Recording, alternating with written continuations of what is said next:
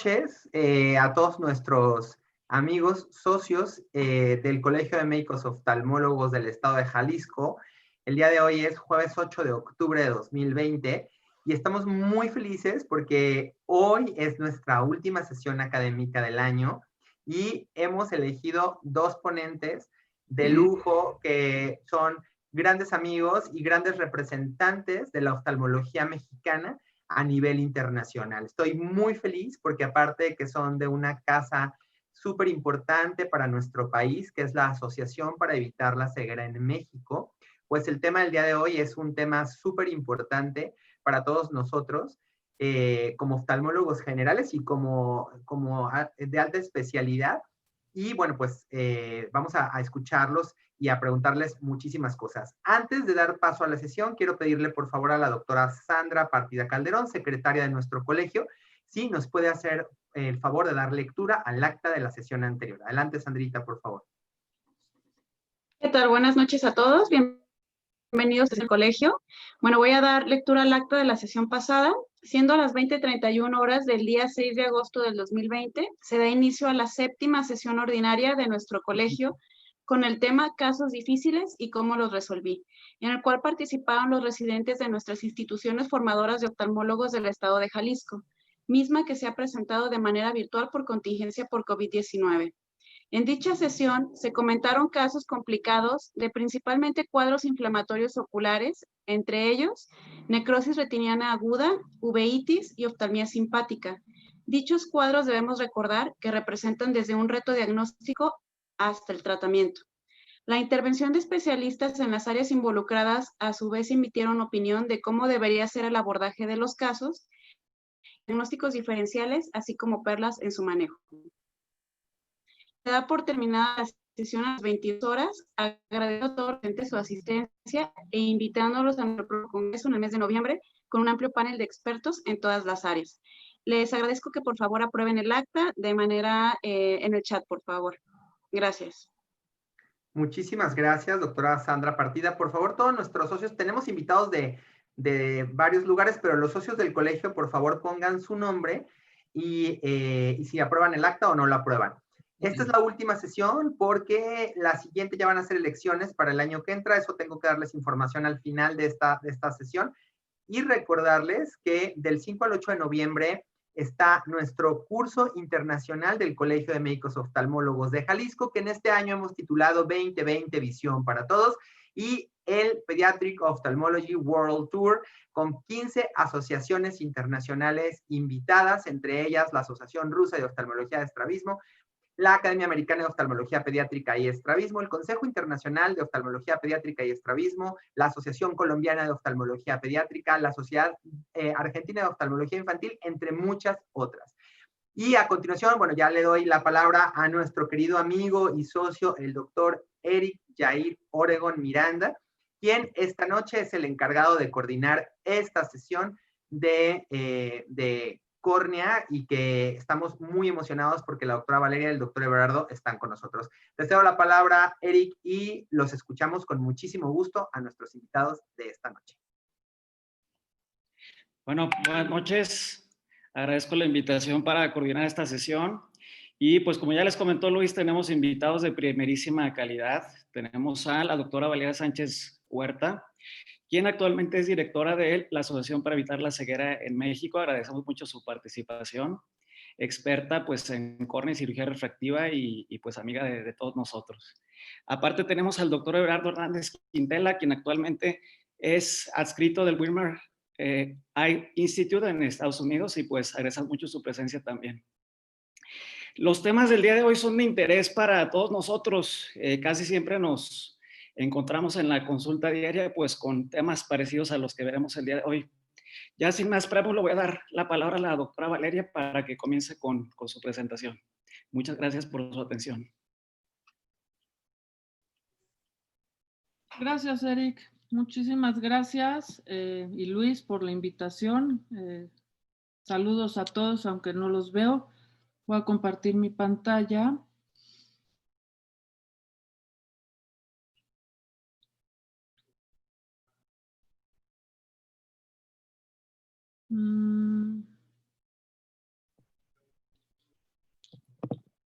Bien, Eric, ¿me puedes confirmar si ya estoy? Ya estás. Perfecto, muchas Perfecto. gracias. No, a ti. Gracias. Entonces, me piden hablar un poco de lo que es apectáceas. Los que no saben qué es apectáceas, es un curso de 3 o 4 días de solamente hablar de ectáceas corneales. La vez pasada lo íbamos a hacer este año, pero se tuvo que cancelar por obvias razones. Y es un curso que hacemos cada 2 años y solamente se habla de queratocono y algunas otras ectáceas. En el primer día hablamos de topografía y crosslinking, pero también de biomarcadores, de genética que tengan que ver alrededor del queratocono. Sabemos que ya se liberó el año pasado, en noviembre, en el marco de la Academia Americana de Oftalmología, está aprobado el marcador de DNA para queratocono. También se discutió mucho la relación que hay entre la atopia y la superficie corneal. Hablamos obviamente de todo lo que son los diferentes tipos de crosslinking. En el día 2 hablamos y deshicimos a los segmentos intraestromales, cuando sí, cuando no. Hay muchísimos tipos de anillos, hay complicaciones, hay indicaciones muy específicas. Y el tercer día hablamos ya de la cirugía como tal, ¿no? Cuándo hay que hacer un trasplante penetrante, cuándo hay que hacer lamelar, cómo hacer cálculos de lentes intraoculares en pacientes con queratocono, cómo hacer una cirugía triple o combinada, y demás. Entonces, no podemos hablar de todo lo que se vivió en apectáceas porque no nos daría el tiempo, pero sí quise sacar como mensajes de lo que sí vemos día a día en nuestros consultorios, ¿no? Entonces, por ejemplo, el queratocono y la alergia que nos hizo favor de hablar la doctora Ramos Betancourt del hospital, en donde nos habla de la importancia del tallado ocular. Todos hemos oído hablar de hecho hay una escuela en Francia del doctor Gatinel, en donde dice que el queratocono, si no se talla y si no se tocan los ojos, prácticamente no progresaría. Aquí lo que vemos es cómo el tallado aumenta niveles de algunos factores inflamatorios, como son la metaloproteinasa 9 y 13, la interleucina 6 y factor de necrosis tumoral alfa. Y ya se sabe que hay un aumento en la actividad de las proteasas nada más por estarnos frotando los ojos. Y esta liberación de estas células inflamatorias va a contribuir a que el queratocono por sí solo progrese, además del tallado mecánico que también aumenta. Nos habla de la metaloproteinasa 9 y su importancia en la progresión del queratocono, y en este estudio toman 100 pacientes con ectasia grado 1-2, en donde el 81% fueron positivos para metaloproteinasa 9, contra el 4% de los pacientes que no tenían alergia. Entonces, esto lo que nos habla es que aquellos pacientes que tienen tallado o que tienen algún componente alérgico, hay liberación de metaloproteinasa que nos habla de inflamación. También la relación que existe entre el hidrops y queratocono con alergia es alto. ¿Por qué? Porque los pacientes, cuando se tallan, además de mecánicamente estarse frotando y produciendo un tipo de adelgazamiento, la liberación de estas células inflamatorias pueden ayudar a que sea mucho más rápida la progresión del queratocono y entonces terminemos en un hidrops. En el hospital tomamos 102 pacientes con queratocono buscamos si tenían prurito, alergia, cuántos de ellos se tallaban, cuántos tenían papilas y cuántos de ellos usan antialérgicos. Aquí pueden ver los porcentajes que encontramos y fíjense en la relación tan alta, 78% de los pacientes utilizan antialérgicos y tienen diagnóstico de queratocono. 84% tenían más de un signo. Estos parecen, o todos, o este 84 tenían criterios de alergia ocular y se les hizo un cuestionario específico para determinar si realmente había una relación entre su tallado y la ectasia. Entonces concluyen que la alergia ocular tiene un rol muy importante en la patogénesis, en la progresión y en el resultado terapéutico. De nada sirve tratar a un paciente con ectasia que se esté tallando porque va a progresar sí o sí. Y es muy importante que activamente o intencionadamente estemos preguntando sobre estas prácticas porque muchos pacientes no nos lo dicen y no, si no se los preguntamos activamente, no nos lo van a manifestar. También se habló muchísimo de segmentos intraestromales. El doctor Luis Fernández Vega y la doctora Carmen Triviño de España, ambos, son expertos y tienen muchos años de experiencia y han hecho sus propios nomogramas. Ellos, que es diferente a lo que hemos oído a lo mejor en otros congresos, es que basan la colocación de los anillos intraestromales en fenotipos. Toman 5 fenotipos diferentes de acuerdo a cómo está el moño astigmático y de acuerdo a esto es cómo van a hacer su plan quirúrgico. Todo esto está reportado en este libro del 2014, pero viene específicamente detallado cada una de las formas de las ectasias y cómo es que los anillos pueden ayudar. Y ellos activamente o están buscando si pueden encontrar una clasificación del queratocono que los oriente a la implantación de los anillos, no para saber si es grado 1, 2 o 3, o sea, simplemente tener la clasificación y de acuerdo a esta clasificación, entonces saber qué tipo de anillo, a qué profundidad, qué tamaño de segmento, etcétera, y están seguros que sí lo van a lograr. De hecho, el año pasado ya mostraron los resultados con pues avances muy prometedores para los que usan segmentos, pero hay queratoconos que están usando hasta 4 o 5 segmentos intraestromales, que a mí se me hace una locura, ¿no? Son unos más grandes, unos más chiquitos, unos más profundos, pero está muy interesante el concepto y quería enseñárselos. El doctor Mohamed Abu Sousa, que es un estadounidense que nos acompañó del Bascom Palmer, nos habló de la importancia de conocer las diferencias entre las máquinas. Sabemos que hoy en el mercado existen muchos tipos diferentes de topógrafos o tomógrafos. Tenemos como el Gold Standard, el Pentacam, pero también tenemos como base el Sirius, que tiene Scheimpflug y anillos de Plácido, el Orbscan, que lo conocemos muchos, sobre todo los que ya estamos más grandes, que es anillo de Plácidos, el OPD, que se basa en anillos de Plácido, etcétera, y la importancia de conocer las diferencias para cada caso.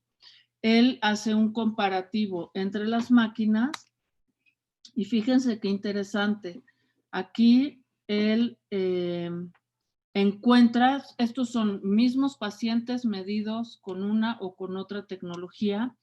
Fíjense cómo en los anillos de Plácido salen queratometrías de 42 con un astigmatismo de -3 y por Scheimpflug 43.3 con un astigmatismo de 3.8. A lo mejor para hacer el diagnóstico de una ectasia o saber si lo podemos operar o no, pudiera no ser tan relevante conocer esto.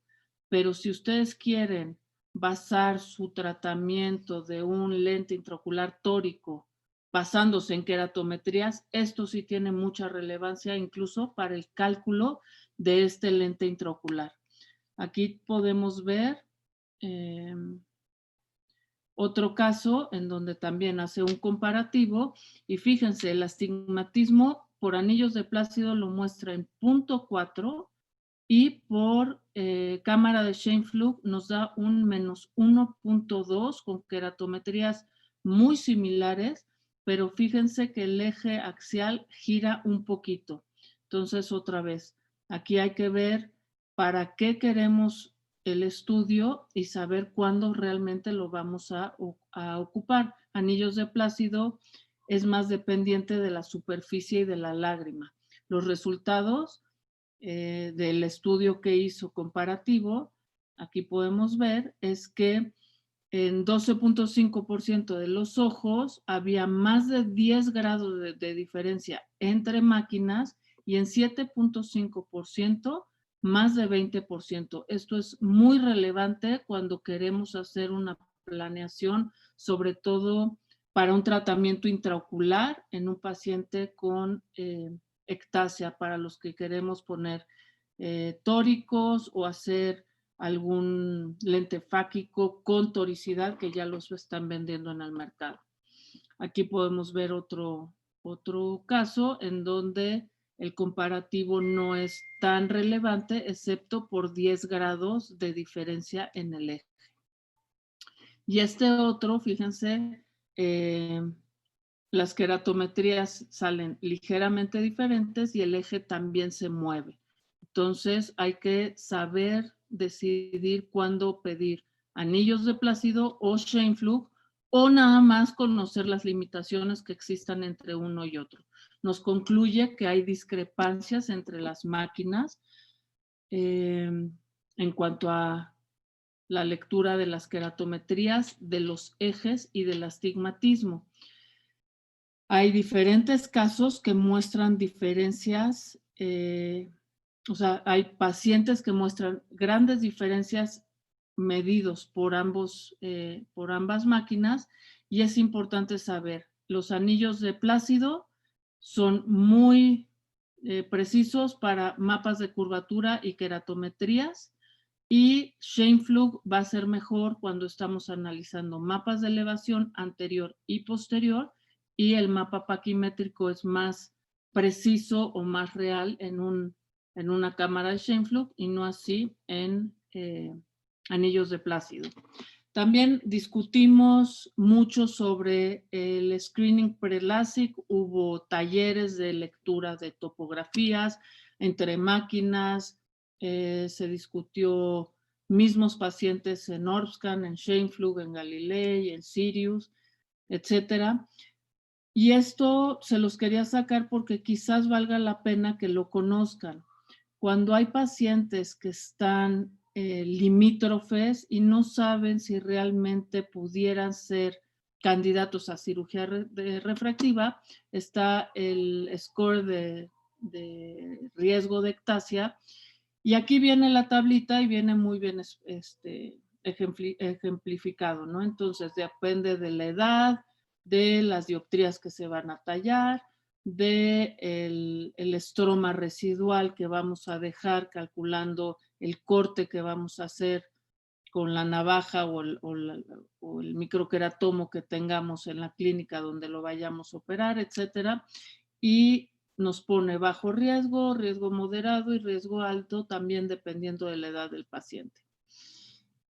Aquí podemos ver cómo hacen una simulación del modelo y no es lo mismo al mismo paciente operarlo con un flap de 150 que vemos en el lado izquierdo, con un flap de 90, el grado de ablación, el tipo de miopía, ¿no? El lado izquierdo tiene una miopía de 4, el lado derecho tiene una miopía de 8 y cuando empezamos a juntar todos estos valores, empezamos a tocar más o menos la biomecánica de la córnea y entonces poner en mayor o menor riesgo a nuestro paciente, incluso cuando el paciente sea candidato para cirugía refractiva.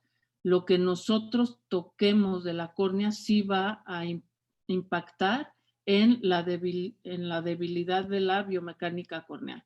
Esto ya está bien estudiado. En este estudio muestran la sensibilidad y especificidad de esta tabla o este score de riesgo corneal. Y aquí vemos cómo nada más tomando el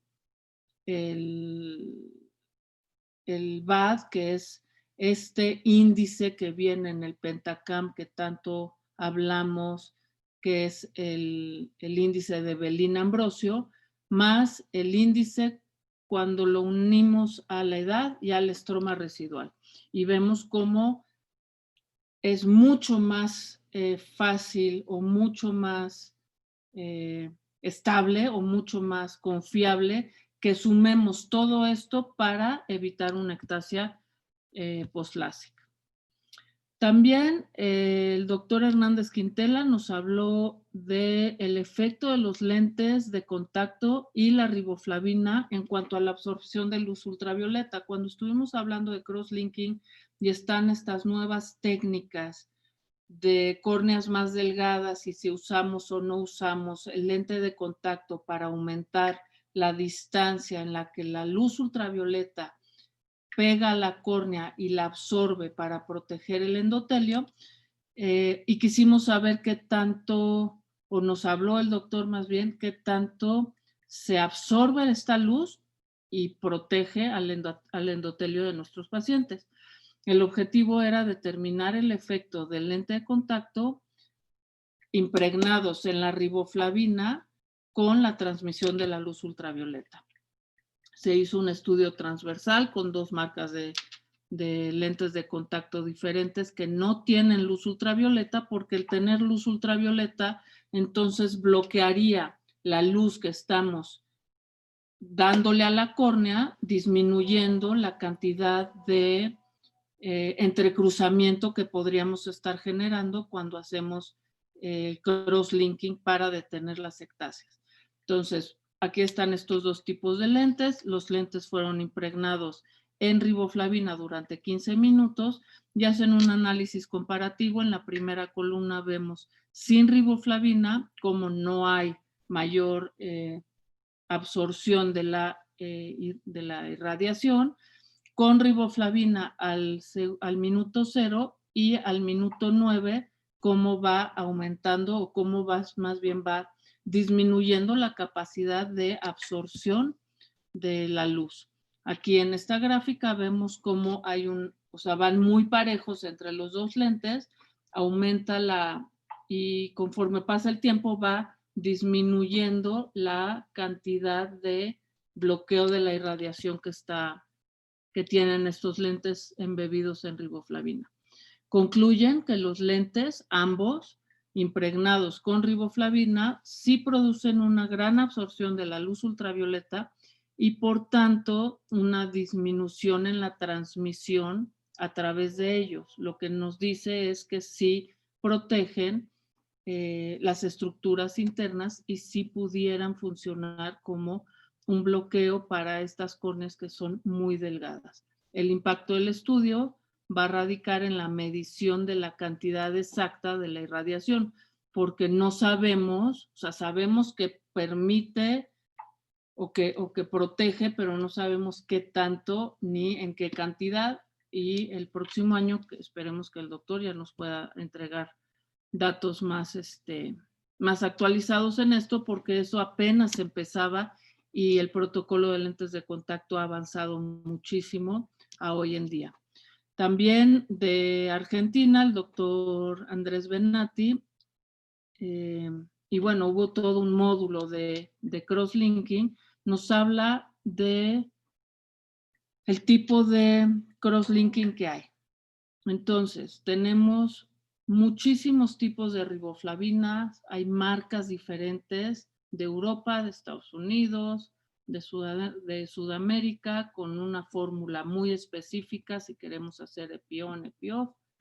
Las máquinas que producen la luz ultravioleta también están saliendo cada vez más y discutimos la importancia de la oxigenación que tiene durante el tratamiento para producir mayor número de entrecruzamientos de la colágena corneal. Entonces, discutimos todos los tipos de riboflavinas comerciales, EPI-ON, EPI-OFF, transepitelial, iontoforesis. Por ejemplo, esta diapositiva habla de las que usan para la casa comercial Avedro y tienen EPI-ON, EPI-OFF, y también nos lo ponen de acuerdo a lo que estamos buscando, si es para un protocolo combinado, una TENAS, si le vamos a hacer LASIK y queremos, o más bien un PRK y queremos detener, si vamos a usar con anillos intraestromales, etcétera. Tipos de máquinas, se discuten los tipos de máquinas, hay muchísimos tipos que van a producir todos o van a emitir luz ultravioleta al tipo A, pero ya están los protocolos acelerados, ya están los convencionales, los que empezaron en donde tenemos que medir la distancia. Está el Avedro que tiene la luz pulsada, porque la luz pulsada lo que hace es que permite la oxigenación de la córnea. Y es aquí donde vemos esta gráfica. Antes, al principio, se daba la luz ultravioleta continua. Nada más se ponía más riboflavina y demás para proteger los tejidos de la córnea. En estos años, sobre todo en estos últimos años, sabemos la importancia que tiene el oxígeno, el detener la irradiación de la luz ultravioleta permite que la córnea vuelva a oxigenarse, y el permitir la oxigenación, aunque sea por unos segundos, lo que va a hacer es que va a permitir que más radicales libres produzcan alguna reacción y haya mayor número de entrecruzamientos de la colágena corneal y entonces mayor efecto o mayor resistencia a largo tiempo. Por eso es que la luz pulsada, empezando con Avedro, pero ahora ya los nuevos equipos lo están empezando a implementar. Hay estudios donde hacen comparaciones entre iontoforesis, EPI-ON y EPI-OFF, y sabemos que el EPI-OFF sigue siendo no el gold estándar, pero es el que mayores cambios presenta a nivel de las queratometrías, cambios en equivalentes esféricos, aplanamiento de las paquimetrías. Después sigue iontoforesis y como último los protocolos transepiteliales que cada vez se usan menos. Iontoforesis, aunque es transepitelial, mediante cargas eléctricas y una riboflavina especial se logra la impregnación de la córnea y entonces es por eso que creemos que tiene muy buenos resultados. No en cuanto a detención de la enfermedad, igual que EPI-OFF, no sabemos si a través del tiempo, pero transepitelial es algo que definitivamente ya deberíamos de estar dejando a un lado.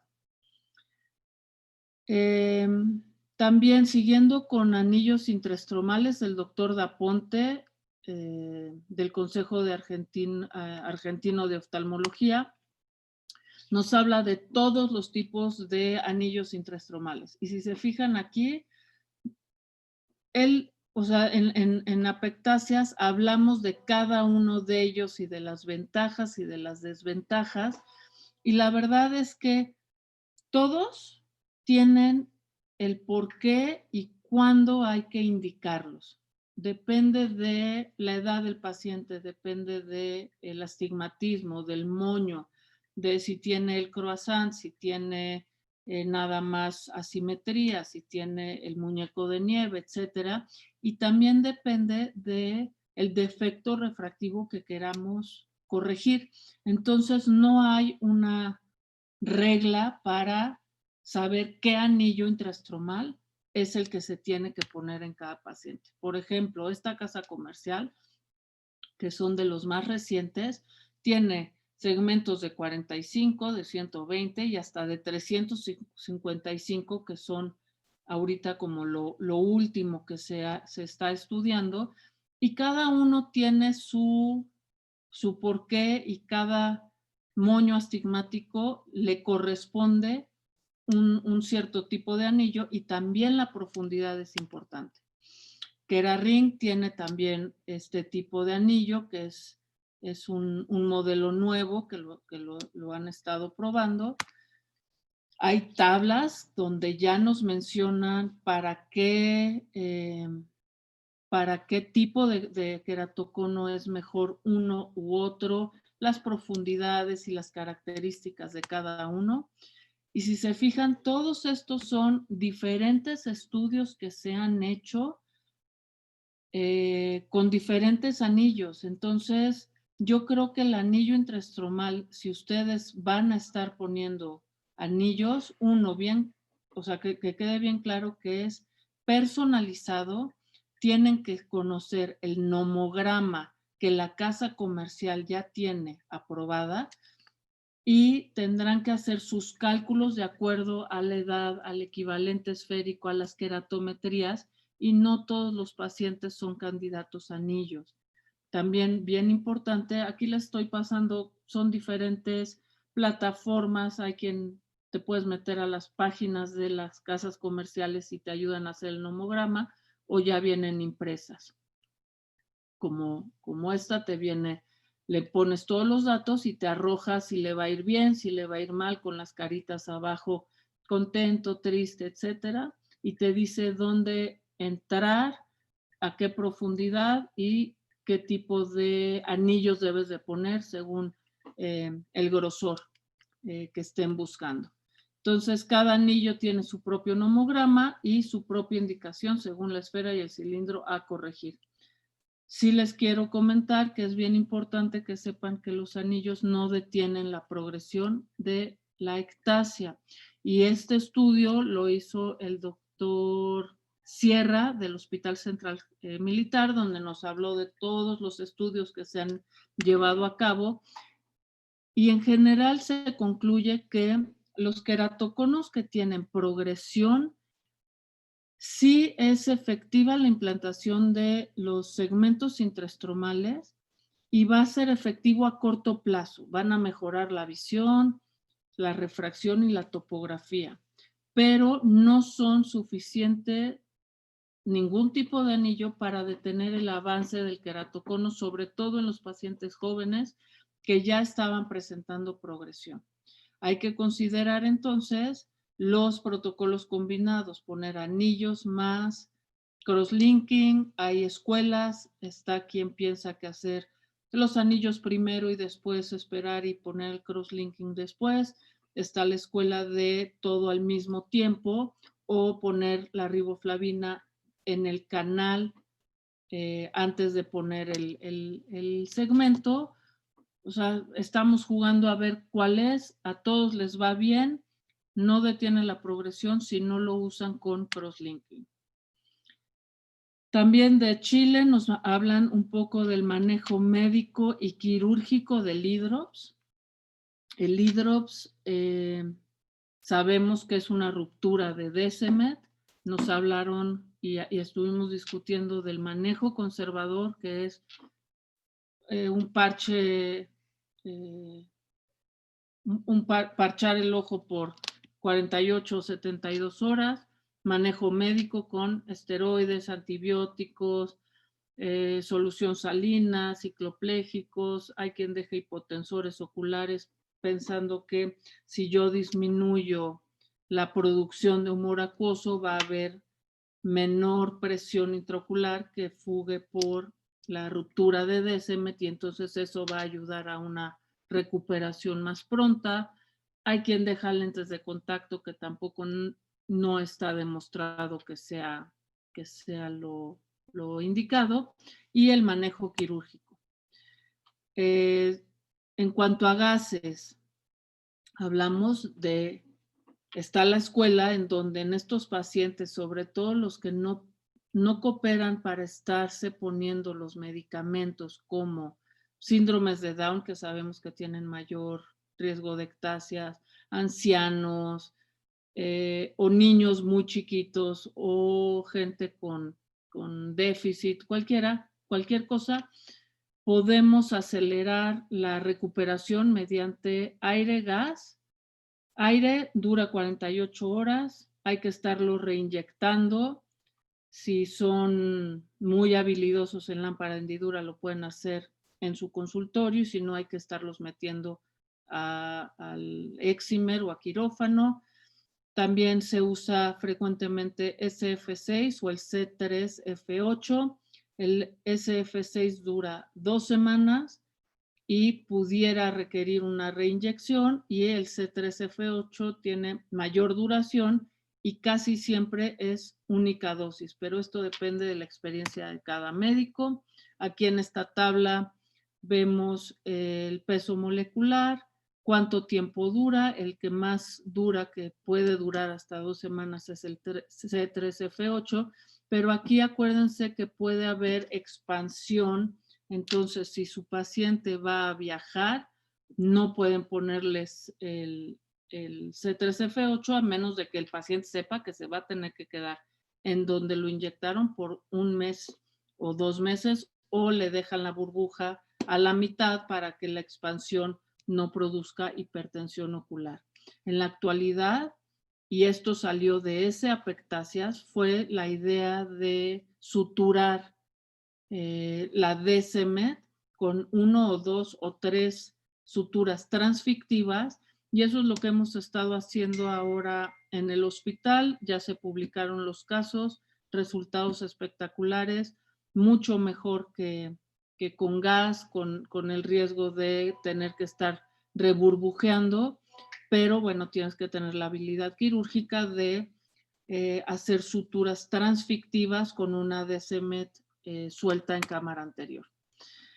Concluyen, bueno, que existen factores de riesgo que hay que considerar, y depende del paciente y de las preferencias de cada médico. No hay un mejor manejo o peor manejo, simplemente hay médicos que somos más agresivos y preferimos el procedimiento quirúrgico, y habemos otros que a lo mejor preferimos no meternos en problemas y llevárnosla con pura gota.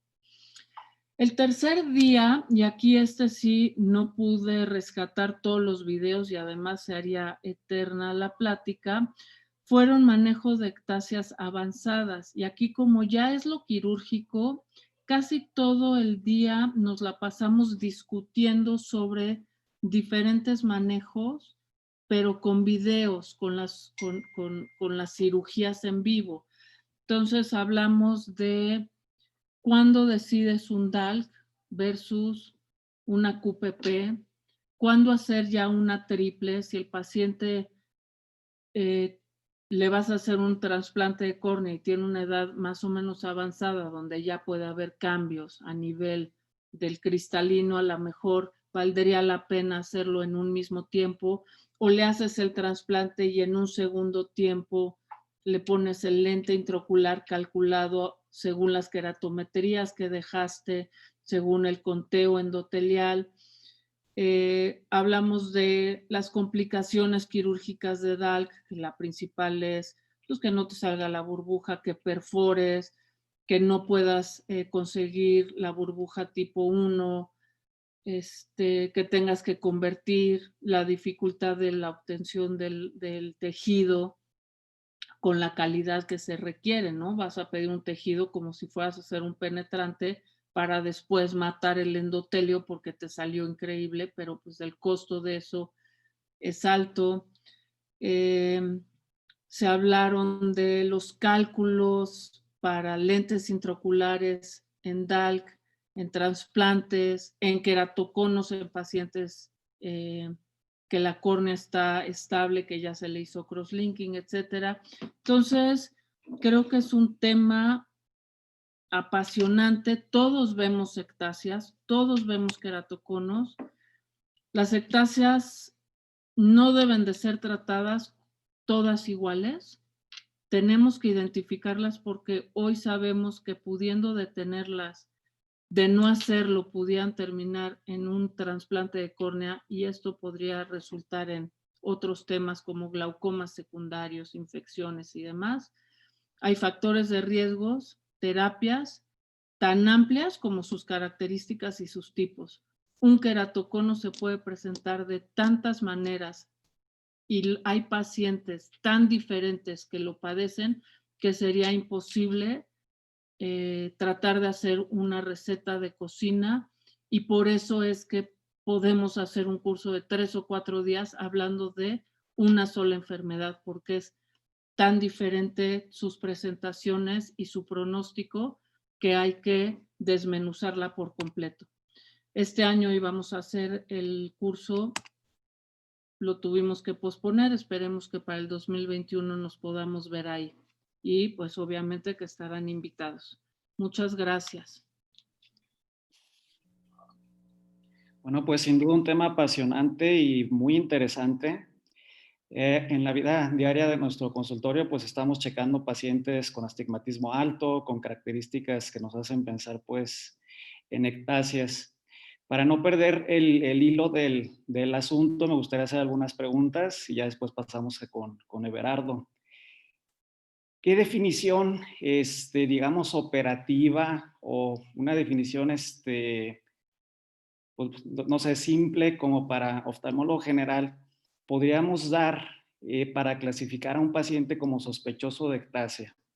Por ejemplo, no sé, pensando que tengo un paciente niño o un joven que a lo mejor tiene más de 2 dioptrías de astigmatismo, ¿qué pensaríamos como para solicitar una topografía o para empezar a pensar que podamos sospecharlo?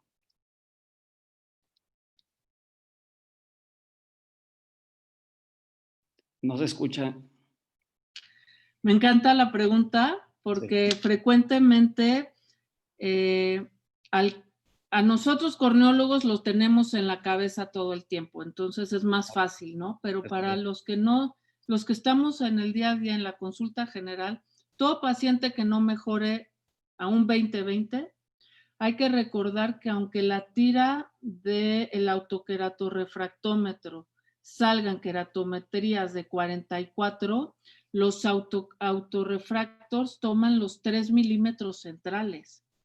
Si tenemos una marginal pelúcida, si tenemos un queratocono periférico, no lo va a detectar, no vamos a tener las queratometrías de 48. Entonces, todo paciente que no te mejore a 20/20 y que clínicamente encuentres cambios como aumento de la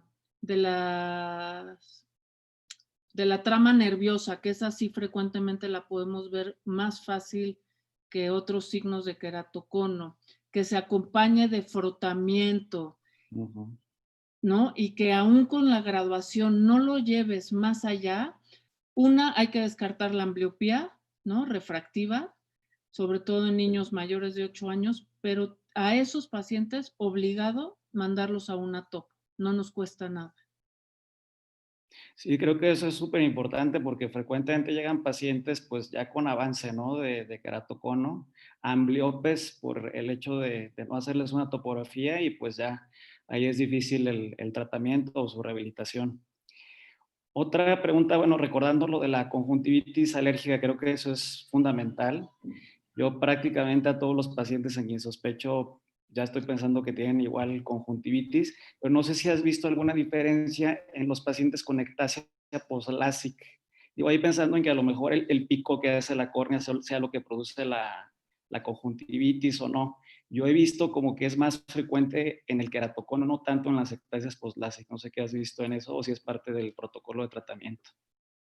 No, de hecho, la relación que existe del queratocono con la alergia, ya vimos, 84% de los pacientes van a tener algún grado de alergia, atopia, queratoconjuntivitis, ¿no?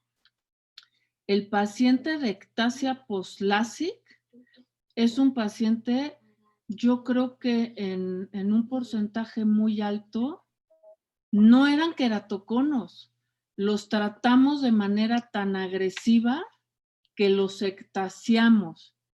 Y estos pacientes, si les tomamos la topografía, pues no vamos a ver la típica topo de 50 de queratometrías con el centro rojo, el adelgazamiento, ¿no? De 400 o de 300 micras. Son pacientes que a lo mejor tienen 42 de queratometrías con un adelgazamiento importante, y si haces cuentas de cuánto le trataste contra lo que estás viendo, tienes que sospechar que se te esté ectasiando, aunque tenga 46 de queratometrías. Y en estos pacientes no se ha visto que el uso de antialérgicos se beneficie, porque la debilidad de la biomecánica corneal la hicimos al momento de hacer la cirugía. Fíjate, qué importante eso que mencionas, el hecho de que pacientes que no pensamos que fueran a hacer una ectasia y nosotros la provocamos por el tratamiento que hacemos, ¿no? Hay que ser muy cautelosos con cuánto tejido quitamos, en qué paciente lo hacemos, identificar si se frotan desde ante los ojos, cositas así, detalles que nos pueden dar la pauta para esto, ¿no? Un detalle que a mí me gusta mucho mencionar y que me ha tocado en mi práctica clínica es que a veces hay pacientes que incluso mejoran de la conjuntivitis alérgica al mejorar el cono.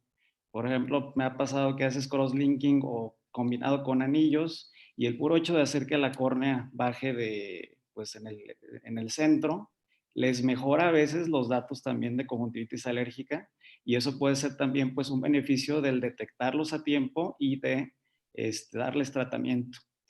Que eso me lleva a otra pregunta: ¿a qué porcentaje de pacientes en quienes detectas queratocono les propones, por ejemplo, cross-linking? O si te esperas a ver que están avanzando, ese tipo de detalles. Entonces, pacientes jóvenes, niños, adolescentes, en el momento en el que detectamos la ectasia, lo estamos proponiendo. Si los papás o ellos, así ya son de 18 o 20 años, ¿no? Que ya tienen, ya pueden opinar. Si prefieren esperarse a la progresión, bueno, ¿no? Nos esperamos 3 meses, pero en niños, en el momento en el que se diagnostica, ya no tenemos que detectarlo, porque sabemos que nos va a progresar. Un niño de 8 años que ya le estás diagnosticando la ectasia, o sea, te va a progresar, no importa si es a los 10, a los 15 o a los 20, pero te va a progresar, y cada línea de visión perdida creo que es valiosísima. En mayores, ¿no? En pacientes adultos, en el momento en el que se detecta, platicas con ellos. Si ellos te dicen que han cambiado sus lentes los últimos 3, cada 4 o 6 meses en los últimos 2 años, eso es progresión. Claro, claro. ¿Me entiendes? O sea, no necesitas ni siquiera una topografía. Si el mismo paciente te dice, me cambian los lentes cada 6 meses, eso ya es progresión. Le sacas la topo para ver que sea seguro hacerse, los que todavía tienen las 400 micras o 350 micras de seguridad, etcétera. Y te puedes esperar en un adulto 3 o 6 meses hacerles el cross-linking, pero por ser puristas. Claro. Pero eso ya es progresión sí o sí, y no tendrías por qué esperarte.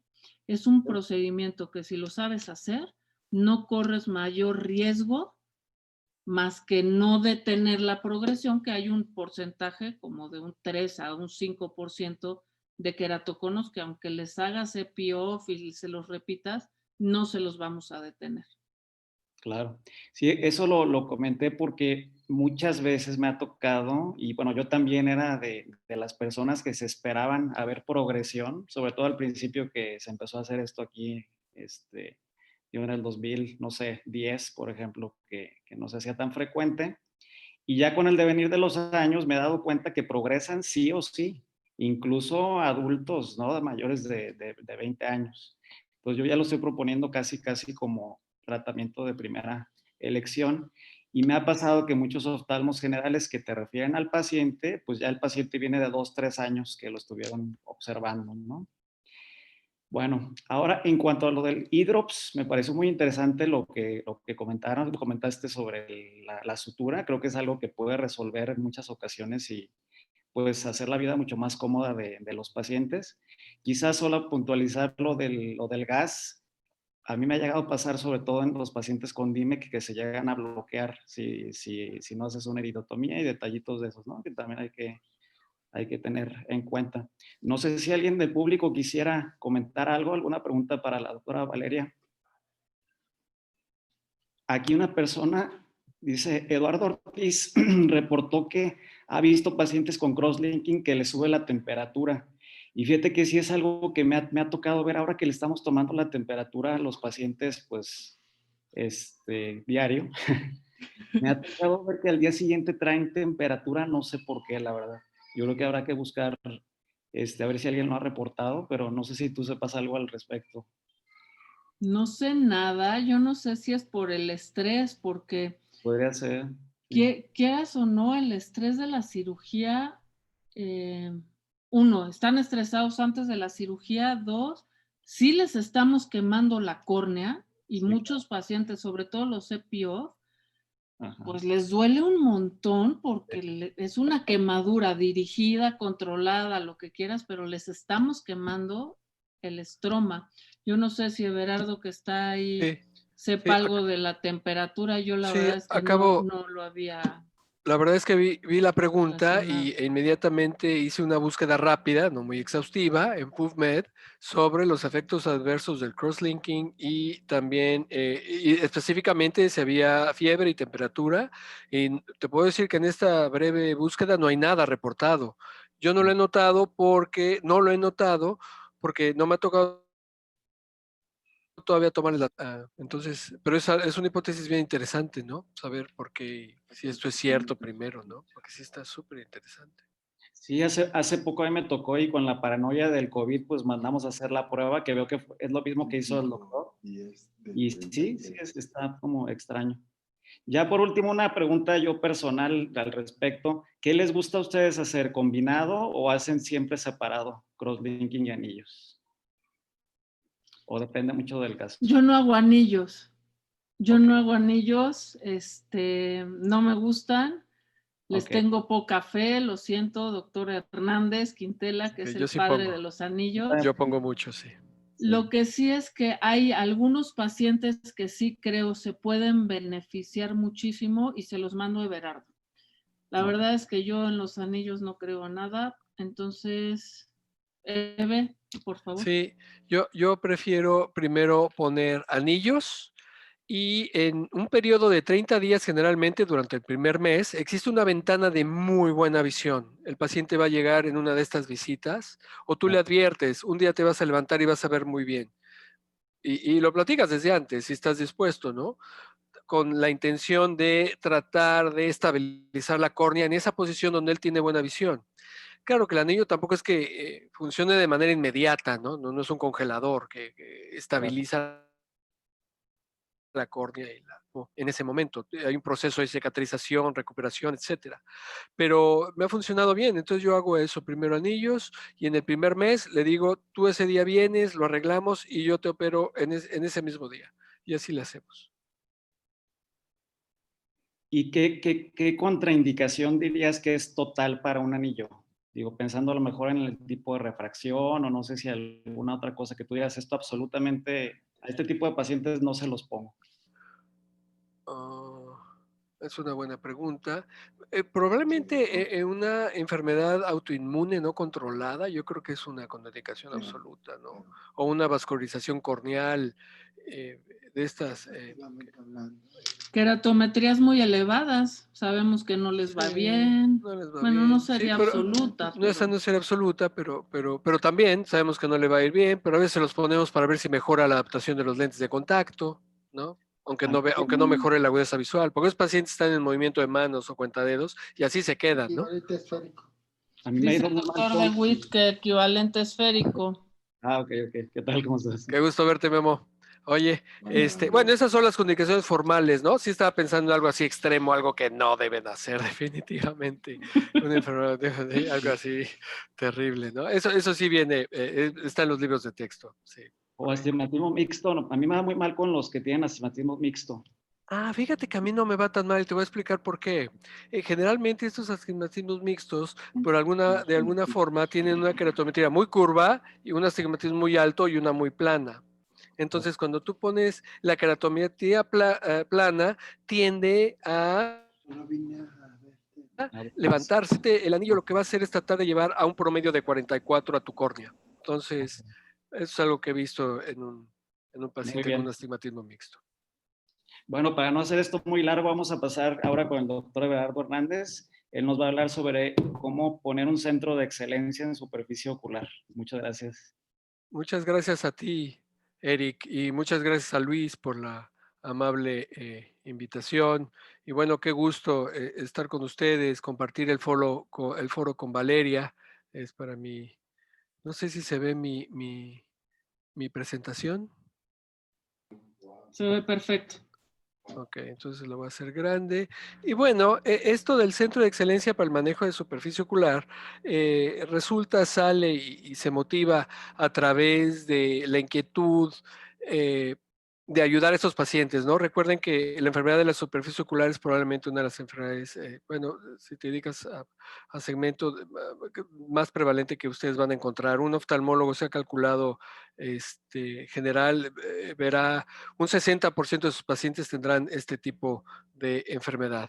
Y bueno, en la forma de ayudar a estos pacientes, en la búsqueda de ayudar a estos pacientes y de tal manera que lo pudiera yo hacer en el consultorio, traté de formar una serie de equipos y formas, estrategias tanto de diagnóstico, para crear esto que se llama un centro de excelencia del manejo de la superficie ocular.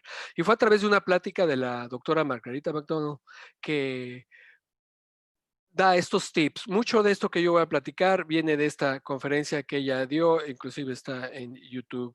Entonces, como ya lo dije, estos son mi declaración de conflictos de interés. Desde luego yo tengo aquí una participación importante en el desarrollo de nuestros equipos, ya lo mencionaré más adelante, y el propósito de los siguientes 30 minutos será una revisión de los componentes de un centro de diagnóstico y tratamiento de superficie ocular u ojo seco. Acuérdense que también superficie ocular es mucho más extenso que solamente el ojo seco. Si algunos no lo tienen, es una buena oportunidad de ayudar a un montón de pacientes y es también bastante el retorno de inversión es bastante rápido.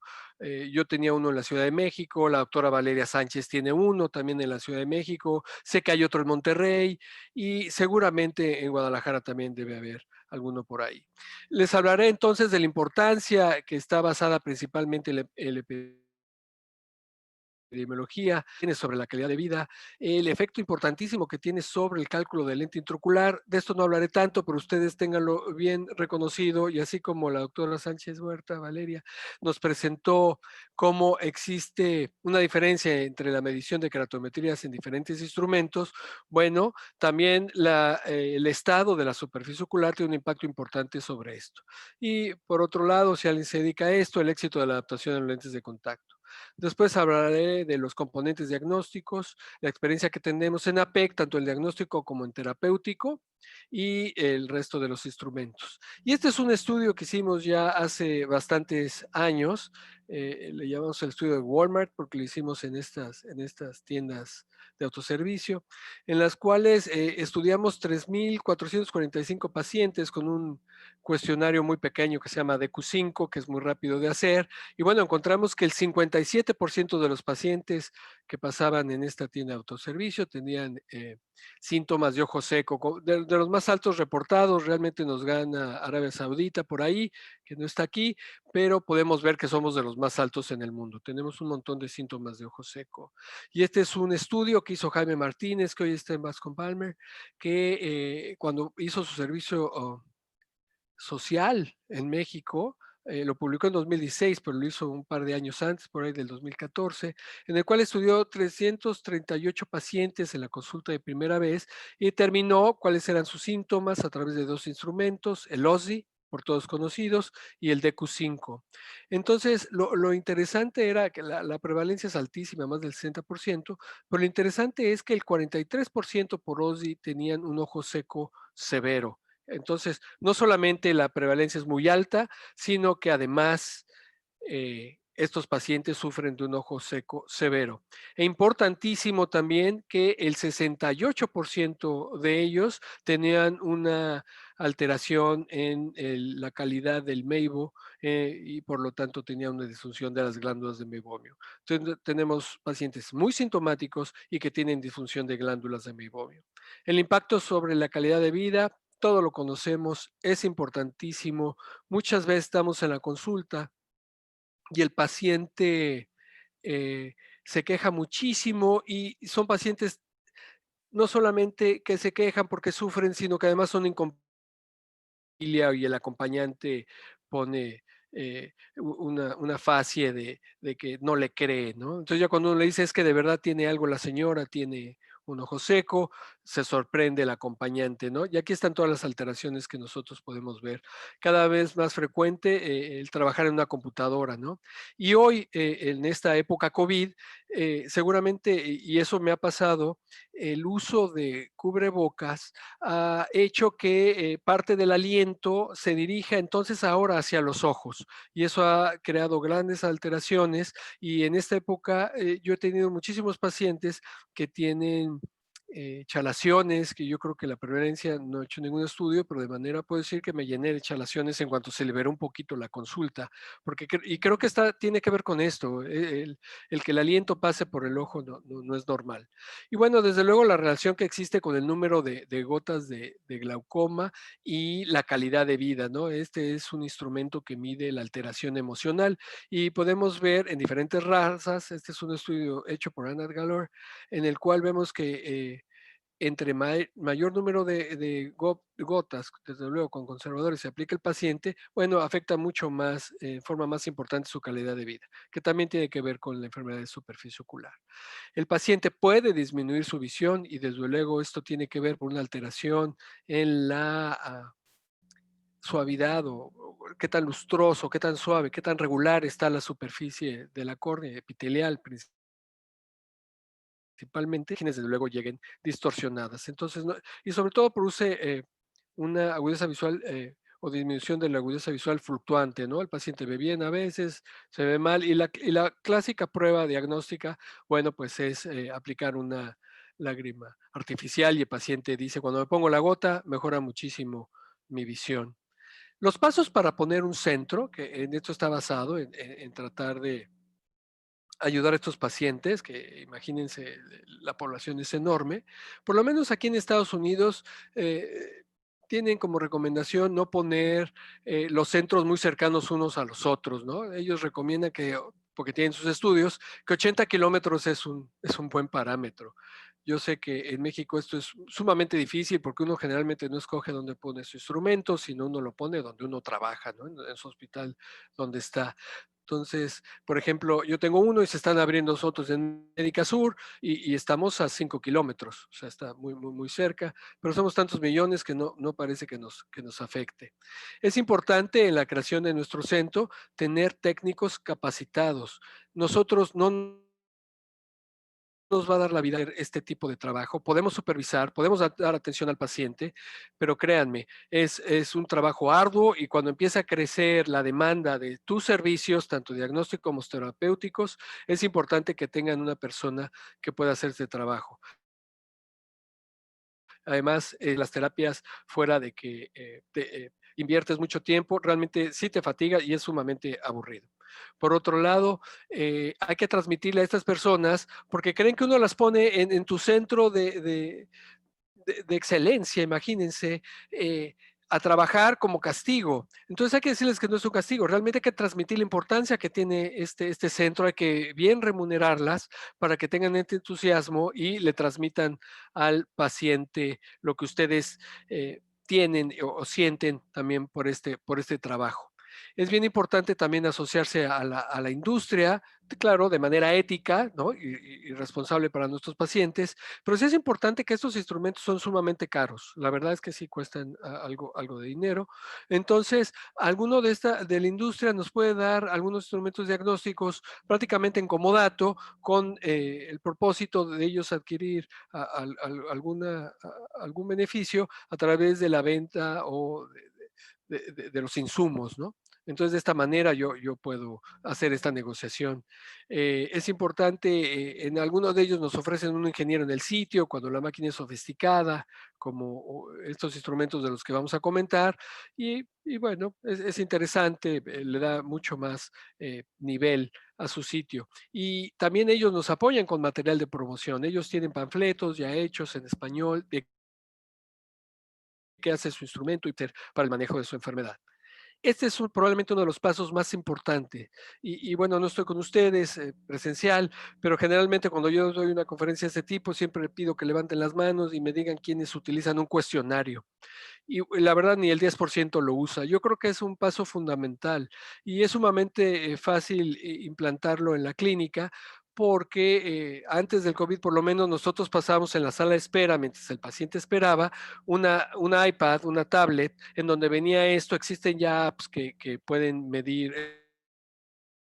este tipo de cuestiones. Y cuando ya pasaba el paciente, la app ya sumaba, restaba, multiplicaba y hacía todo lo que tenía que hacer y nos decía cómo seguía nuestro paciente. Además, el paciente se engancha. Una vez que lo haces una vez para darle seguimiento, no solo para el diagnóstico, sino que después dice, ¿y ahora cuánto saqué? Porque él entiende que 100 es muy malo y cerca, entre menos tenga, menos de 12 es mucho mejor. Entonces, él quiere saber cómo está. Y hay diferentes, ¿no? Nosotros en particular usamos el OSDI. Aquí se utiliza en Estados Unidos mucho el SPEED y el DQ5 es uno que a mí me gusta mucho en particular. Este es el cuadro, el último cuadro de fisiopatología, el esquema que se presentó en el DIUS-2.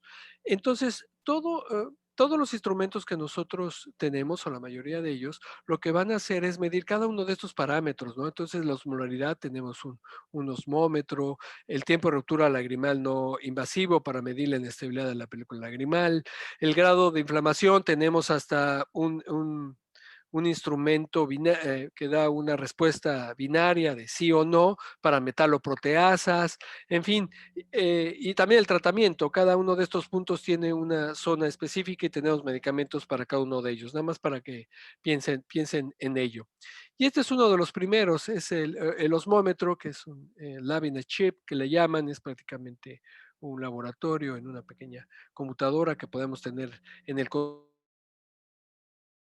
En México hay pocos, habrá unos 3 en toda la ciudad, y si existe realmente muchos datos contradictorios en su manejo, la verdad es que no podemos tener un centro de superficie ocular si no tenemos un osmómetro que hoy por hoy es el centro de la fisiopatología y es algo que sí queremos reportar independientemente de su valor o su peso. En términos de beneficio. Y bueno, nos da los valores de osmometría, que los podemos dividir en normales, leves, moderados y severos, de acuerdo a sus niveles de miliosmoles por litro, como se ve aquí en la gráfica. Y no solamente eso, sino también tiene otro grado de diagnóstico en el cual tomamos en cuenta si la diferencia que existe entre un ojo y el otro. Entonces sabemos que cuando existe una asimetría, como vemos en la gráfica abajo a su izquierda, ahí podemos ver que el diagnóstico lo podemos hacer de esta manera. Y bueno, algo que es muy interesante también a través de la luz infrarroja es el meibógrafo, y de eso también tenemos un sinnúmero de instrumentos.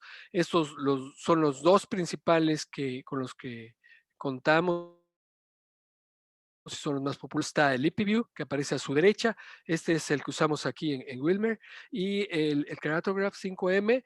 El Keratograph 5M es el que utilizamos en la ceguera por mucho tiempo. Me parece un instrumento fabuloso, como veremos más adelante todas sus bondades. Y aquí lo tenemos. Está basado en plácido, tiene diferentes métodos de iluminación, infrarroja desde luego, pero tiene otros que nos permite evaluar diferentes parámetros de la superficie ocular.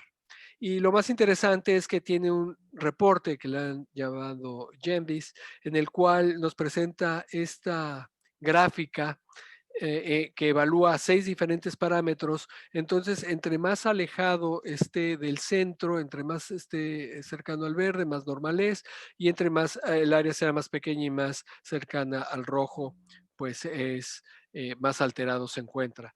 Entonces tomamos en cuenta desde la altura del menisco lagrimal invasivo, de manera objetiva la cantidad de hiperemia, el DQ5 o el OSI, el grado de alteración de las glándulas de mebomio a través de la mebografía y, en fin, otros parámetros que nosotros podemos ver aquí. Lo más interesante es que si nosotros nos llega una referencia para que evaluemos la superficie ocular, nosotros podemos crear un reporte como el que vemos aquí y el software nos permite poner aquí como nuestro logo de nuestra clínica, nuestro nombre, viene el reporte, vienen las fotografías clínicas del GARDO de hiperemia, gráfica de la que ya le llaman gráfica de radar y bueno, los diferentes parámetros.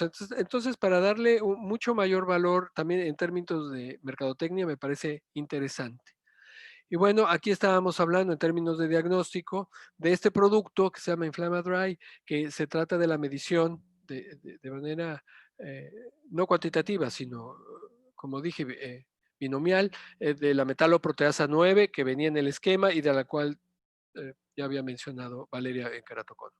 Bueno, entonces, como vimos, estas metaloproteasas son poco específicas, ¿no? Porque pueden aumentar en cualquier causa de inflamación en el paciente, sobre todo en la superficie.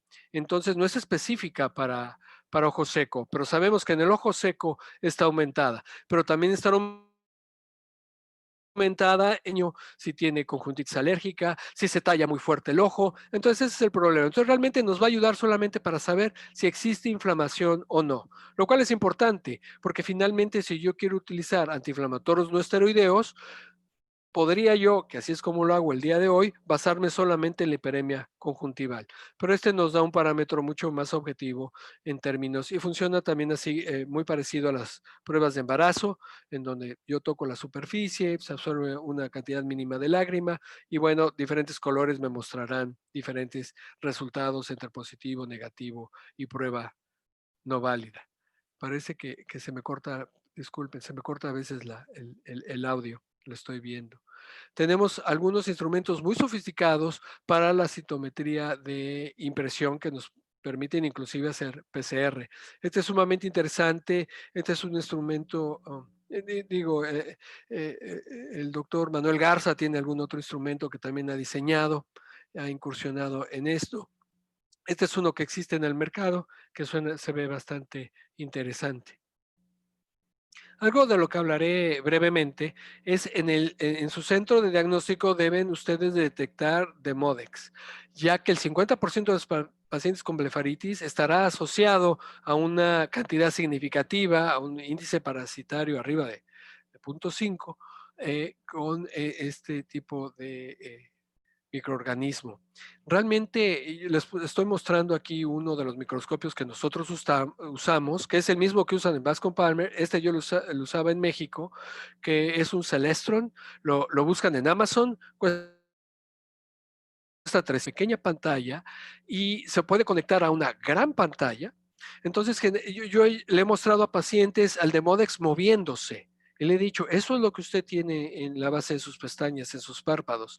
Y tenemos un sistema, que no hablaré mucho de él, pero tenemos un sistema en el cual damos el tratamiento en consultorio. Y nos funciona bastante bien. Ayudamos al paciente, se siente apapachado y es algo que funciona muy bien. Bien, hablaré ahora ya hablamos de los diagnósticos, hablaré entre diagnóstico y tratamiento ahora, hablando de la terapia térmica pulsada, y este es un estudio que hicimos hace un par de años en la Asociación para Evitar la Ceguera en México. Tenía como objetivo determinar cuál era la efectividad, la eficacia y seguridad de la terapia térmica pulsada en pacientes que eran resistentes a tratamiento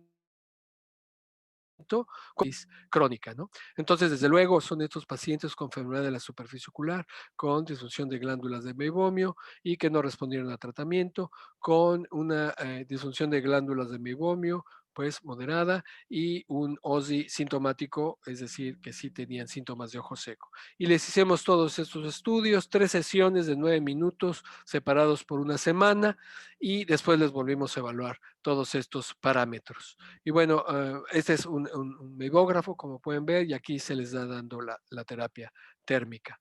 Y bueno, aquí tenemos estos 11 pacientes, es una serie de casos breve, que tienen la edad clásica de los pacientes afectados, 66 años, mayoría de ellos mujeres.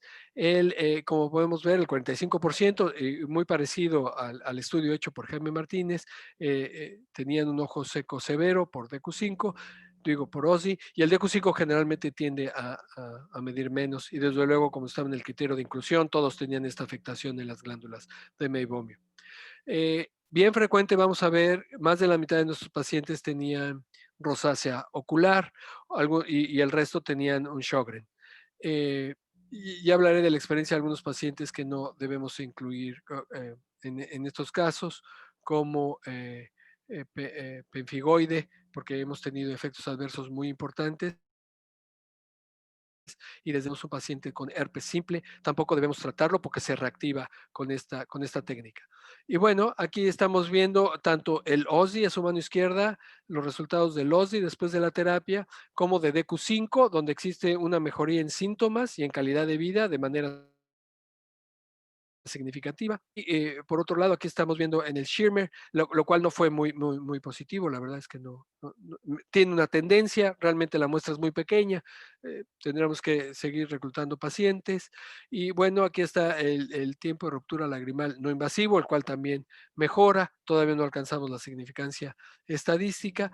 Y bueno, aquí podemos ver que en términos de tiempo de ruptura lagrimal, mejora igual o más de 2 segundos en 45% de los pacientes, y bueno, el resto de la mitad se queda entre igual y solamente el que empeora. Entonces hay pacientes que empeoran. Recuerden que muchos de estos pacientes o algunos de estos pacientes al inicio de la terapia se quejan de que han empeorado. Entonces hay que anticiparle, no se va a sentir mejor todavía, dele tiempo y usted se va a sentir mejor. Y bueno, este es también una muestra, una representación gráfica de los datos anteriores, que es el tiempo de ruptura no lagrimal, y vemos cómo mejoran. Y algo muy interesante era, queríamos nosotros determinar si existe un aumento en el grosor de la película lagrimal. Entonces, en ese momento, Roberto, uno de nuestros pasantes de servicio social, hizo un experimento muy padre en el cual llevó la fotografía infrarroja del mebógrafo 5M, del queratograph 5M, y lo pasó a Photoshop y le hizo una máscara. Aquí estamos viendo los anillos y también las pestañas de la máscara sobre la imagen del queratograph.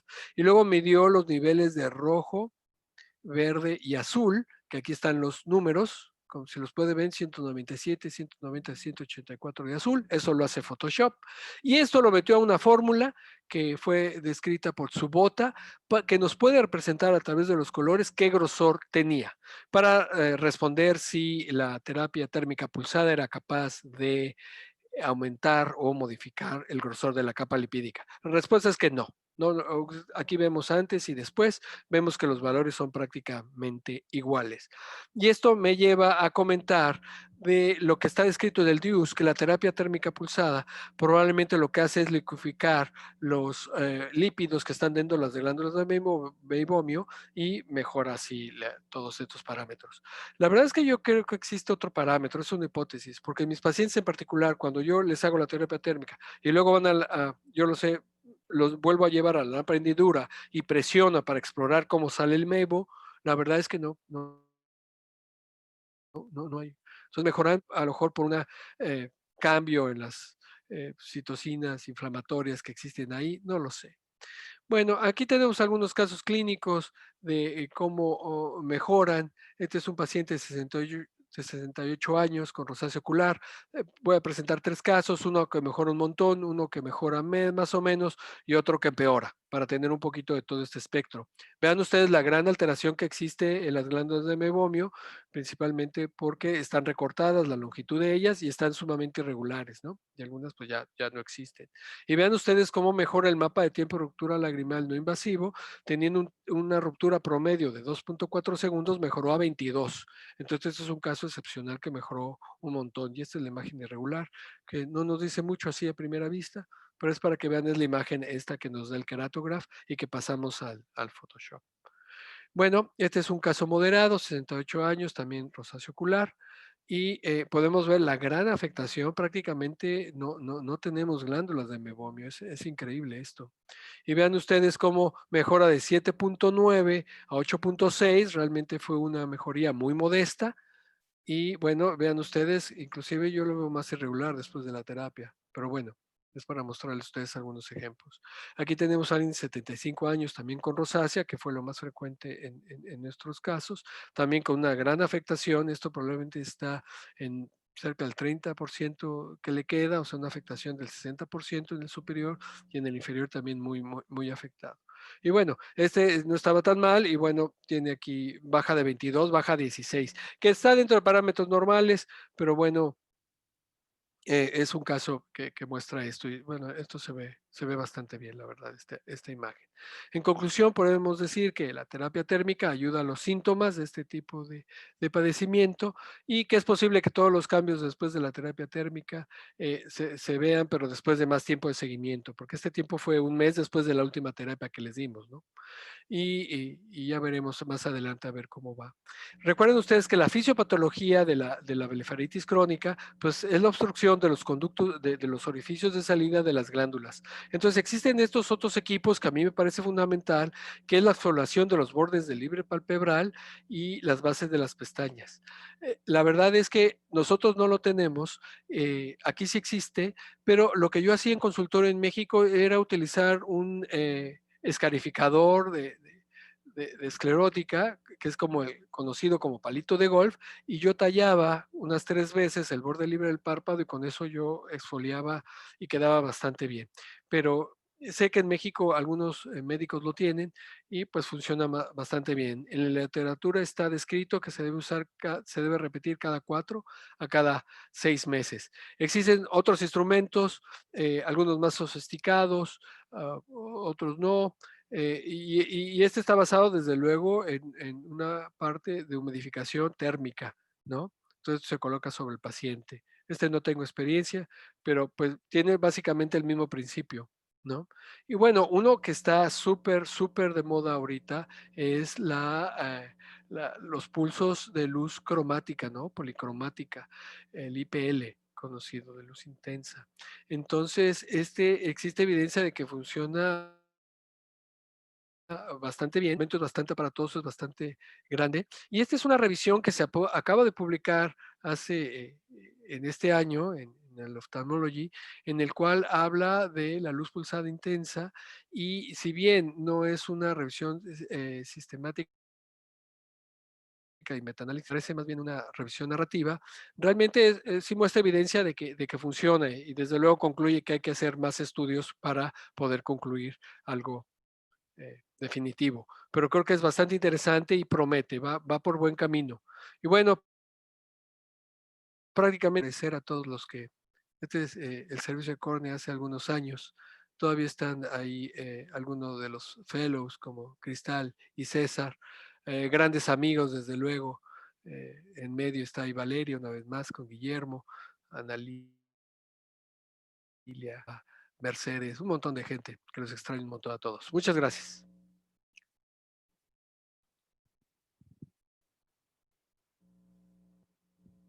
Muchas gracias, Everardo, por tu excelente presentación. Qué importante es creernos el ojo seco y ejemplificárselo al paciente. Yo creo que una gran clave del tratamiento es el apego que el paciente tiene a lo que necesite.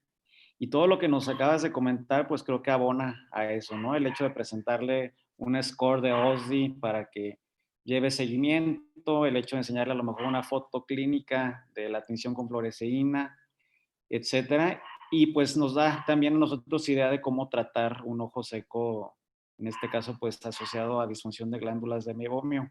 ¿qué punto clave nos podrías dar tú como para detectar este tipo de causa de ojos secos, sobre todo en la población que vemos en la consulta diaria, si es que Sí. no tenemos todos estos instrumentos?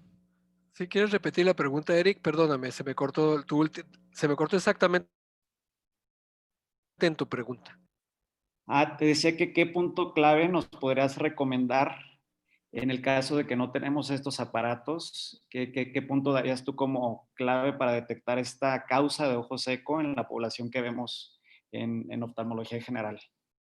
Sí, fíjate que algo de lo que es más importante y viene en el diagnóstico y está descrito en el DIUS, desde luego son estas preguntas ahorita que están tan de moda de triage, ¿no? Tratar de detectar cuáles son otras causas de enfermedad de la superficie ocular que no son ojos secos, ¿no? Alergia, y en fin, otro tipo de cosas. Es bien importante también el examen general, por lo menos cómo se presenta tu paciente para saber si tiene una enfermedad sistémica, ¿no? Artritis reumatoide, hay que interrogarlo en ese sentido. Como lo dije, tener un cuestionario para ojos secos es fundamental, sobre todo para conocer qué tan afectado está el paciente, sobre todo porque recuerden que existe una disparidad entre signos y síntomas. Entonces, yo puedo ver muchos signos y el paciente no siente nada, pero yo quiero saber si este paciente, yo no lo veo nada y está sumamente afectado y está afectando muchísimo su calidad de vida. Entonces, yo creo que lo que tenemos en consultorio, que es lo clásico, la tinción con fluoresceína, el tiempo de ruptura lagrimal y la exploración general de la superficie con lámpara de hendidura es más que suficiente para yo saber si es evaporativo, si no es evaporativo. El Schirmer, aunque lo desmerita o no le da tanta importancia el, el DIUS, a mí me parece que lo que pasa es que va a salir positivo cuando de verdad tú ya estás viendo que el ojo está seco prácticamente en la lámpara hendidura. Por eso no le da tanta Bueno, importancia. ¿cómo repetir? Ajá. Pero el paciente lo aprecia mucho, me midió la lágrima, quiere saber, mire cuántos milímetros. Además, una vez que el paciente, nos ha pasado a todos, ¿no? Que llega a la consulta, le va a medir cuánta lágrima produce y mucha nadie me ha hecho esto, doctor. ¿Por qué nadie me lo ha hecho? Y reclama, ¿no? Te reclama a ti porque otros no lo han hecho. Entonces es un plus. Pues déjame decirte que el paciente de ojos secos es como el paciente de glaucoma. Una vez que confía en ti, va a ser para toda la vida. Ya no se va a ir. Va a ser un paciente que va a estar contigo toda la vida. Y hablando del apego, curiosamente para mí, la mayoría de los pacientes de ojo seco tienen tanta alteración y tantos síntomas que sí se apegan a su tratamiento. ¿Sí? Si les funciona, claro, ¿no? ¿Por qué? Porque saben que es la única manera de sentirse mejor y que que mejore su calidad de vida. Entonces, rara vez, cuando es leve y el paciente realmente vino por otra cosa y tú le encontraste ojo seco, le dijiste, hay que hacer esto, a lo mejor no lo hace. Pero si fue a verte por ojo seco, se va a pegar, se va a adherir a su tratamiento de manera muy confiable y fiel.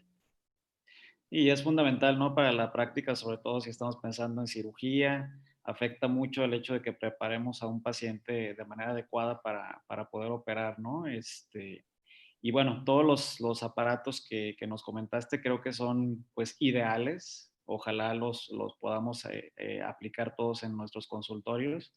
Pero en el caso de que no, como lo comentaste, con una historia clínica adecuada, desde ahí podemos pues empezar a hacer triage para ver cómo enfocarnos en sus tratamientos. En cuanto al Demodex, ¿nos pudieras comentar algo de cuál es el tratamiento que estás utilizando? Sí, este no es un tratamiento nuevo, ya fue descrito. Ajá. No recuerdo si fue por Tsubota o alguien más, pero fue en Japón, fue por un japonés. Está escrito y él da hay varios tratamientos, pero el que yo sigo es el siguiente. Yo utilizo aceite del árbol del té diluido en aceite mineral al 50%. Okay. Es un tratamiento que se da en consultorio y si tú quieres un centro de esto, debes tener como un sillón para esto, ¿no? Okay. Entonces, lo que hacemos es aplicar anestésico tópico a nuestro paciente porque a esta concentración el aceite del árbol del té es muy irritante. El paciente, ya hay que advertirle, se va a ir con los ojos muy inflamados, muy hiperémicos y le van a molestar durante un par de días. Ok. O sea, le va a afectar de manera importante. Entonces, después de esto, con un pequeño hisopo, mojamos el hisopo y tallamos 6 veces el párpado superior, las bases de las pestañas en el párpado superior, y después 6 veces las bases de las pestañas en el párpado inferior. Volteamos el hisopo en la parte seca y limpiamos un par de veces. Esperamos 5 minutos y volvemos a tratar solamente con el seco.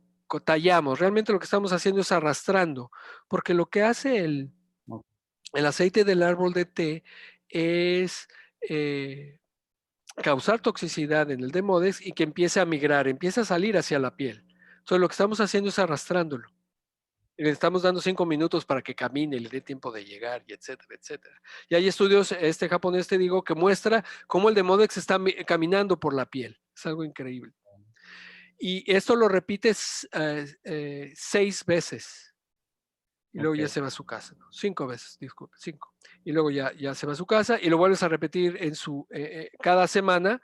Y el japonés dice que es hasta que le vuelves a hacer prueba de Demodex y que ya no tenga. Pero la verdad es que nosotros lo hacemos de 4 o 5 veces y el paciente funciona muy bien.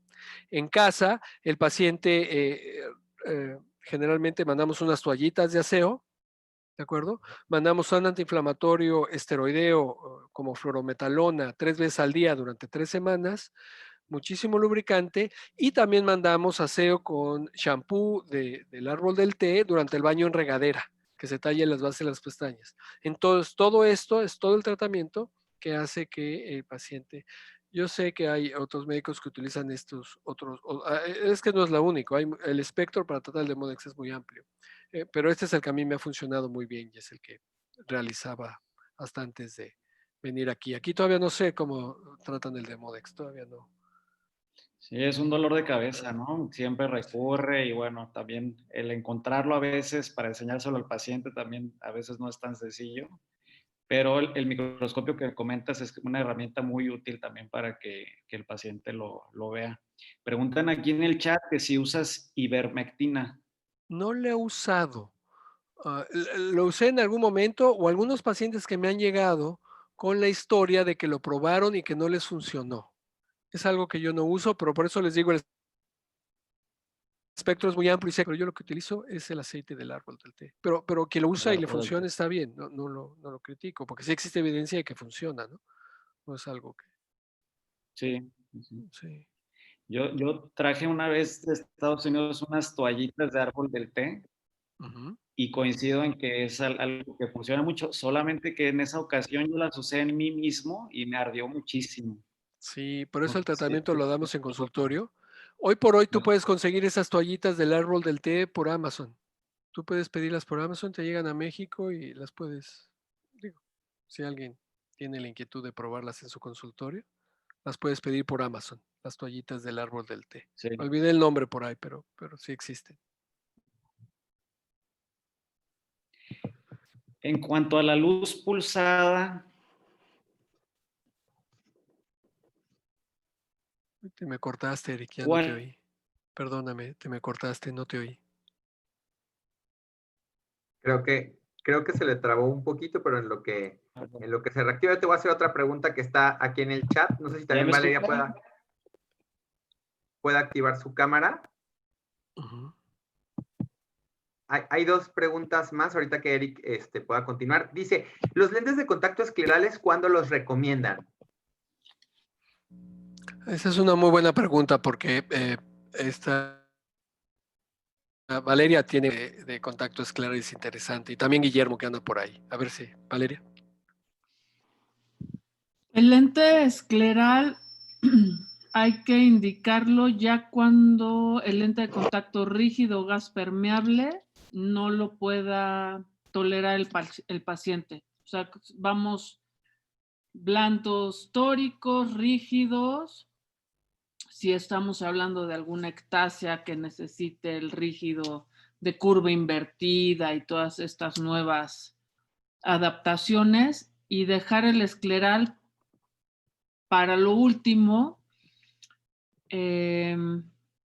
aunque hablando de superficie y ojo seco, no sé tú, Everardo, qué has visto, pero algunos pacientes que tienen, además de la necesidad de usar lente de contacto, alguna afectación de superficie, se pueden beneficiar del escleral, porque el escleral va lleno de solución salina y le puedes poner ahí gotitas, y entonces eso podría ayudar a mantener la superficie más hidratada. No así los pacientes con deficiencia de glándulas de meibomio, donde la lágrima es tan oleosa que el lente escleral es una pesadilla, se les empaña y se les ensucia cada hora o cada 2 horas y no hay manera de cortarles la producción de lípidos. Bueno, ya vimos todo lo que se puede hacer, pero sí es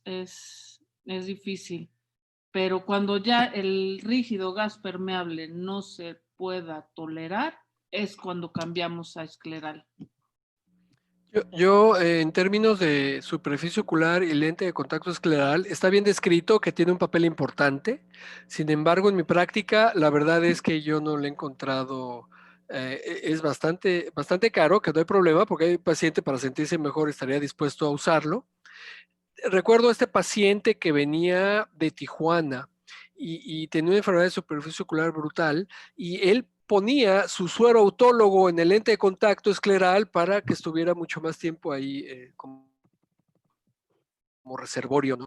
Una conchita ahí que guarda el líquido que tú pongas.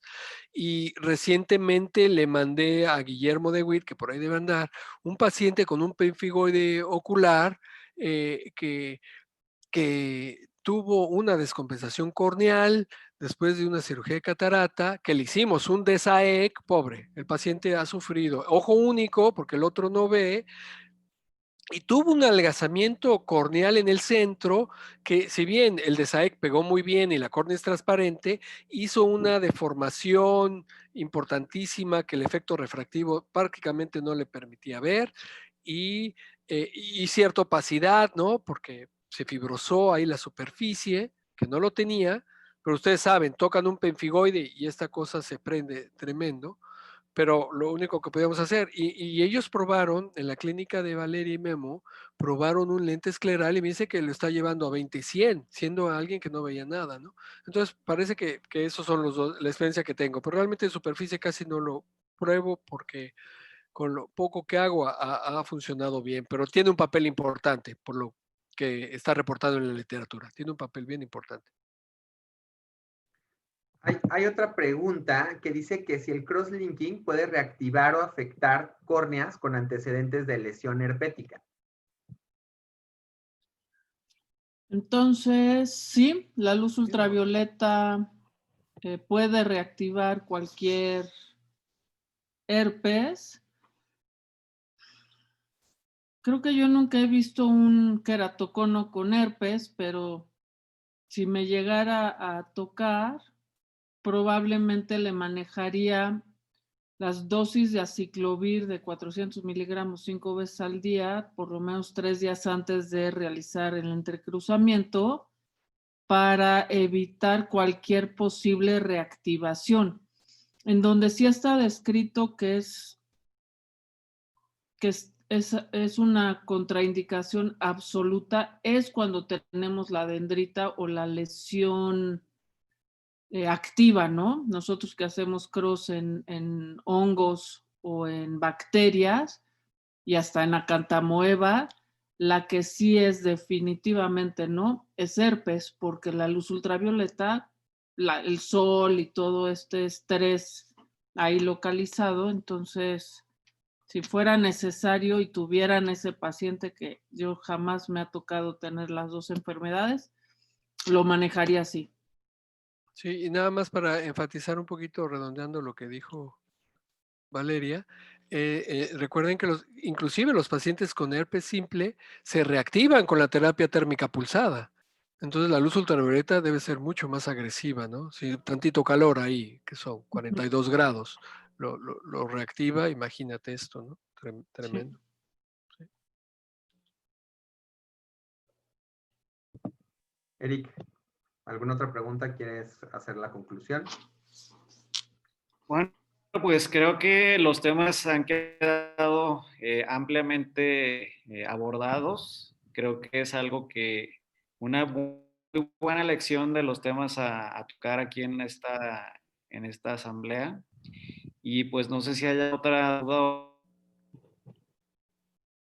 a todo, Ah, la invitación. ¿alguien más del público que quiera comentar No me algo? escuchan, ¿verdad?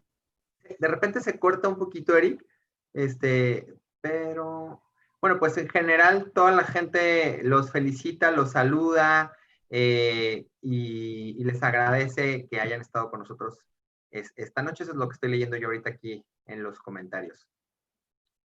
Muchas Pues gracias. gracias por la invitación y encantados de poder estar con ustedes esta hora en el colegio. Muchísimas gracias por la invitación y estar en contacto. No, hombre, ustedes. muchísimas gracias a ustedes. Y antes de cerrar y de despedirlos, voy a compartir mi pantalla nada más para recordarle a todos nuestros amigos del Colegio de Médicos Oftalmólogos de Jalisco y de todo el país que el próximo 5, 6, 7 y 8 de noviembre tenemos el curso internacional del colegio, que en esta ocasión, como les dije, titulamos 2020 Visión para Todos. Está dividido en 2 partes. Los primeros 2 días son oftalmología de adultos y los siguientes 2 días pues tenía que ver obviamente algo de oftalmología pediátrica. Hemos estado produciendo un súper curso y pues están obviamente todos invitados. En esta sesión el día de hoy hay gente de todo México, hay gente también de otras partes. Entonces, pues pueden hacer el registro a través de www.oftalmologosjalisco.org.mx/curso y tenemos una cuota preferencial hasta antes del 16 de octubre para miembros de la Sociedad Mexicana de Oftalmología, 1,300 pesos, miembros del Colegio de Médicos Oftalmólogos de Jalisco, 1,000 pesos. Les recuerdo que en noviembre tenemos elecciones para la vicepresidencia. Solamente he recibido una sola propuesta. Si alguien está interesado, favor de enviarla para poderle dar trámite. Pues muchísimas gracias, Eric, por coordinar esta sesión. Gracias, Valeria, gracias, Everardo. Excelente, yo tengo aquí mis anotaciones que luego se las hago ahí, les hago mis preguntas porque ya no tenemos mucho tiempo, pero de verdad que nos sirvió muchísimo. Hicieron una aproximación muy buena para los que no somos corneólogos, pero que sí vemos pacientes con ojo seco, que sí vemos pacientes con ectasia y que yo, por ejemplo, me quedé con muchos datos importantes acerca de lo que tenemos que hacer y cómo poder sospechar que estamos ante una ectasia. En la parte de ojo seco, cuántas cosas importantes que yo desconocía y que tenemos que integrar a nuestra práctica diaria, y de eso se tratan estas sesiones, de poder llevar a los que no tenemos esa alta especialidad, pero que definitivamente la superficie ocular es el pan de cada día en los consultorios de oftalmología general. Muchísimas gracias, esta es su casa. Valeria, Everardo, Eric, muchísimas gracias por haber coordinado esta sesión y a ustedes por ser unos ponentes estrellas. Mil gracias y buenas noches. Gracias. Buenas noches, Buenas gracias. noches. Adiós. Bye. Gracias, que Bye. descansen todos. Adiós. Buenas Bye. noches. Bye, bye. Bye. Bien.